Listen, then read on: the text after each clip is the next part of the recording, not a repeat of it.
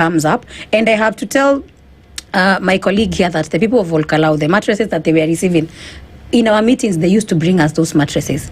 They tell us these mattresses belong to JM Hospital. They are labeled GOK, Shikeni. These gas cylinders are our taxes that are unaudited, Shikeni. And I can tell you, half the campaign money we've spent as a party has been funded by the voter of Olkalau.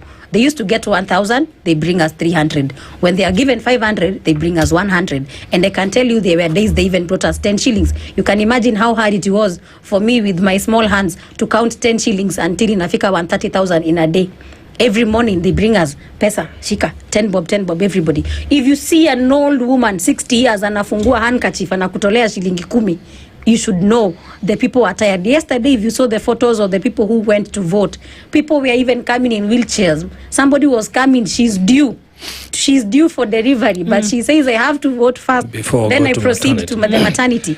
And that is the clarion call that the Kenyan people are going to give to the ballot in next year. And I really hope that young leaders, me and the other category of leaders, can learn something, that the voter that we had in 2022 is no longer the same voter we have right now. This voter has understood what it means to have somebody who can sell you out, what it means to have opulence. If you saw the clips of the violence they caused in Olkalau yesterday, half of our aspirants in DCP, their cars have been vandalized. Actually, right now, today, because we have a rally there, my boss, the party leader, is going to do a rally in 4 towns within Olkalau constituency. We don't even have vehicles this morning. We'll have to maneuver with small cars because gari zili vandaliziwa jana.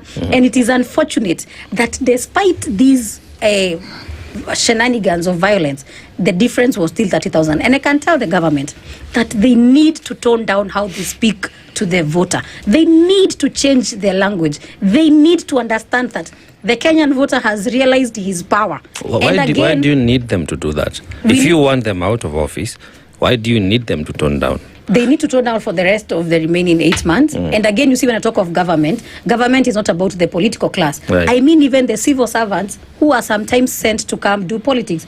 When we were doing politics, I used to see them with some invoices from various ministries where they used to, do this invoicing for them to get the money that they were doing campaigns with. How are we going to audit that money? And I hope in future that we can build laws that enable a parliament to bring to accountability political parties that misuse power when they're in government, because hiyo pesa yote sasa ita. Allow me to ask you, Njeri, you've said the voters, the people of Olkalau would bring back mattresses and cylinders. Where are you taking them upon receiving them?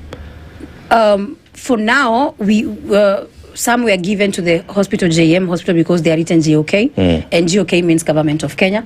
And also there in the hospital, they also need cookers. And some of these people were sleeping on the floor. So you donated the mattresses? Yeah, we give them to the hospital because that is where they exactly belong. Because if you check the size of that mattress, you can tell clearly this is a hospital mattress. And unfortunately, I feel so bad for contractors who have been engaged in Olkalau, because those who drill